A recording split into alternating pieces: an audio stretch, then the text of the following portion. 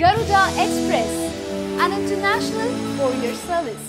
Drugs విచారణలో నోటీసులు అందుకున్న ముమైత్ ఖాన్ నేడు సిట్ అధికారుల ముందు విచారణకు హాజరైంది. ఉదయం 9:45 సమయానికి ఆమె సిట్ కార్యాలయానికి చేరుకుంది. నటి చార్మి విచారణ సందర్భంగా చోటు చేసుకున్న పరిస్థితుల నేపథ్యంలో సిట్ కార్యాలయం కట్టుదిట్టమైన భద్రత ఏర్పాటు చేయడంతో పాటు తోపులాట హడావిడి లేకుండా జాగ్రత్తలు తీసుకున్నారు.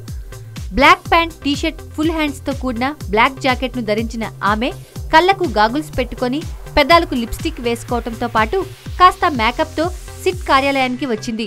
తన చేతుల్ని జాకెట్ జేబులో పెట్టుకుని ఆమె వేగంగా నడుచుకుంటూ వెళ్లిపోయినా ఆమె బాడీ లాంగ్వేజ్ ని చూసిన వారు ముమైత్ ఖాన్ కాన్ఫిడెంట్ గా ఉంది అని కామెంట్స్ చేస్తున్నట్లు టాక్.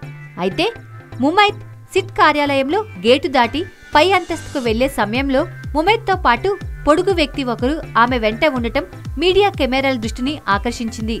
అయితే ఆ వ్యక్తి ఎవరు అనే విషయంపై భిన్న కథనాలు ప్రచారంలోకి వచ్చాయి.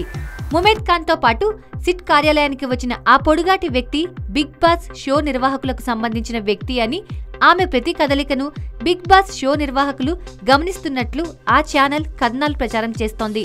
అంతేకాదు ఆమె తిరిగి పూణే వెళ్లేంత వరకు ఆమెకు ఫోన్ కూడా ఇవ్వట్లేదని తెలుస్తోంది.